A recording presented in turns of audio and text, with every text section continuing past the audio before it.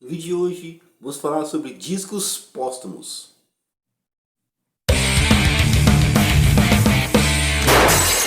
Coincidências do rock.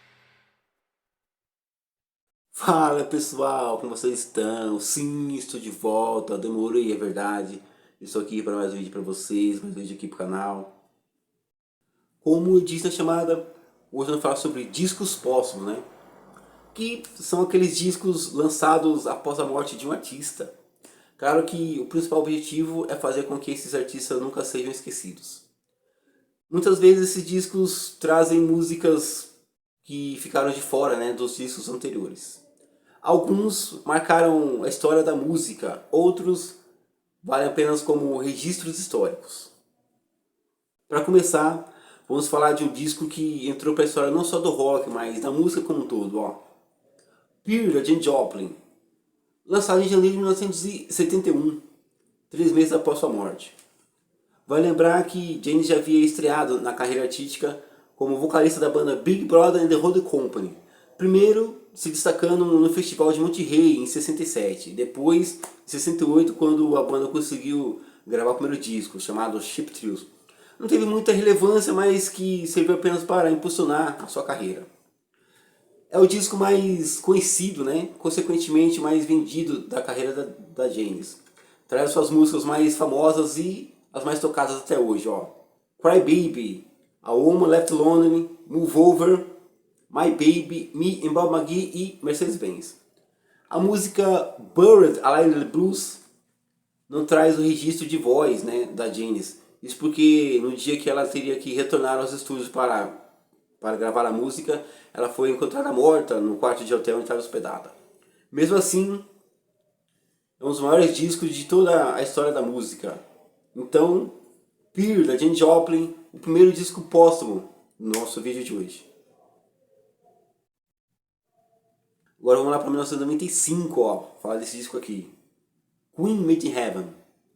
15º e último disco de estúdio da banda. Na verdade, os remanescentes decidiram trabalhar com vocais previamente gravados por Fred para criar o álbum, né? Traz duas músicas que foram gravadas no disco solo do Fred, Mr. Bad Guy, de 85. I Was Born to Love You e Made in Heaven. A música Let Me Live, que originalmente foi gravada por Rod Stewart, né? Na verdade, ela ficou de fora do disco The Works. A banda decidiu inseri-la aqui no disco e a música ficou em nono lugar nas paradas do Reino Unido, em 1996. A música Mother Love, que seria uma homenagem à primeira esposa, né, do Fred Mercury, Mary Austin, foi o último registro vocal de Fred. O disco estreou em primeiro lugar nas paradas do Reino Unido. Foi certificado 4 vezes como disco de platina. E segundo o jornal The Guardian, teria vendido 20 milhões de cópias ao redor do mundo. Em abril de 91, nosso poeta exagerado Cazuza também ganhou um disco póstumo, intitulado Por Aí. Na verdade, traz sobras de estúdio, né?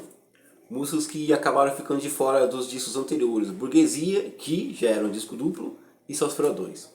Cazuza traz algumas releituras, né, de sucessos da época, como Camila Camila, do Nenhum de Nós. Traz uma homenagem a Raul Seixas com a música Cavalos Calados, que o Raul gravou em 88, no disco A Pedra do Gênesis. E traz também uma releitura de um dos seus grandes ídolos na música, né, Summertime, da Janis Joplin.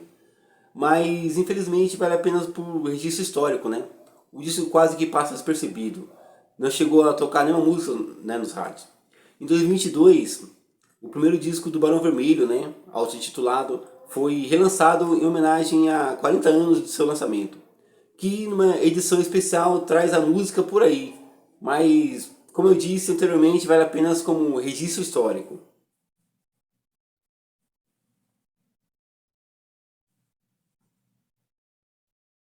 Agora vamos lá para 1982, falar desse disco aqui, Coda, do Led Zeppelin. Vai lembrar que a banda já havia encerrado as atividades em 1980, por conta do falecimento do baterista Joe Bonham. O disco traz apenas músicas gravadas em várias sessões de estúdio, né, que nunca haviam sido usadas antes. Joe Bonham sempre foi considerado um dos principais bateristas de todos os tempos, né? O disco traz uma música onde ele mostra toda a sua potência, versatilidade, castigando a bateria na música Bons dos Montreux, quando a banda se apresentou no Festival de Montreux, lá na Suíça. Mas o disco, infelizmente, vale apenas como um registro histórico.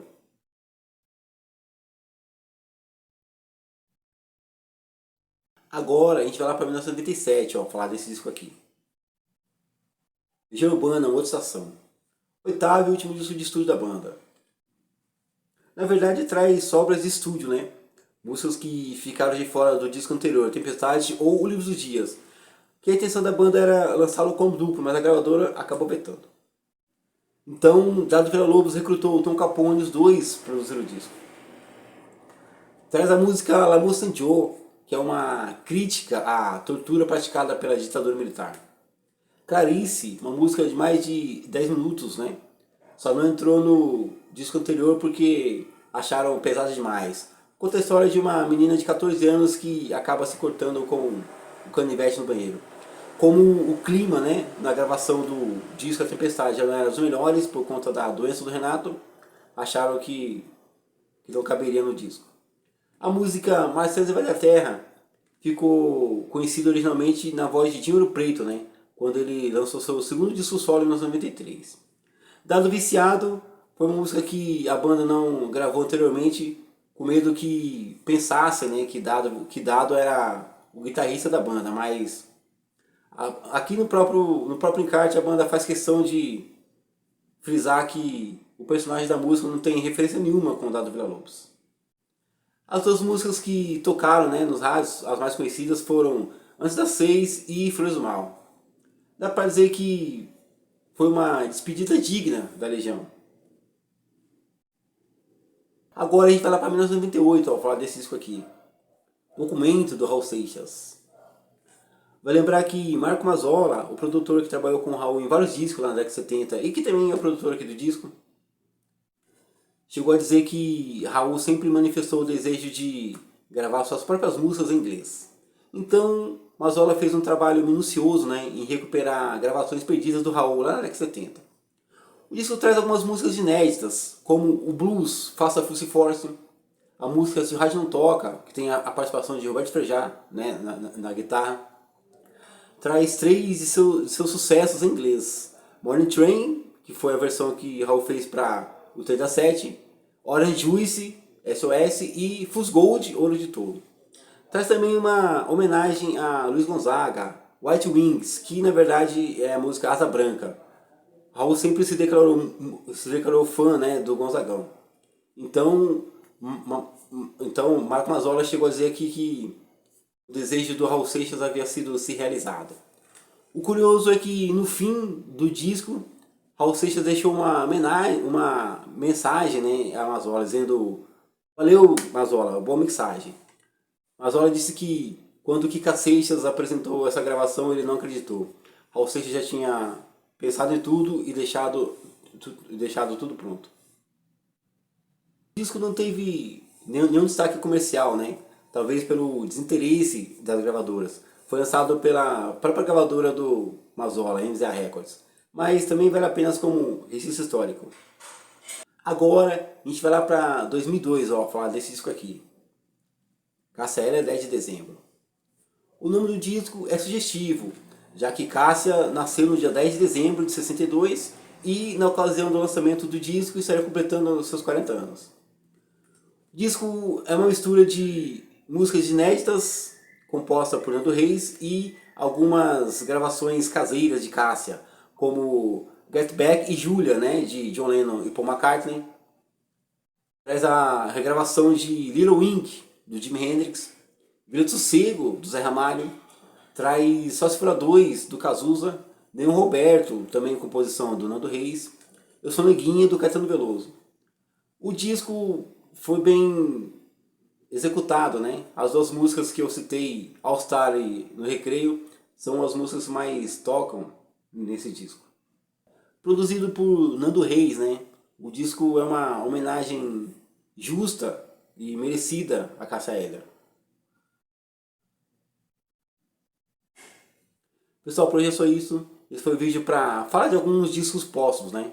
Claro que a lista é extensa, mas eu quis trazer apenas alguns que achei mais interessante, né?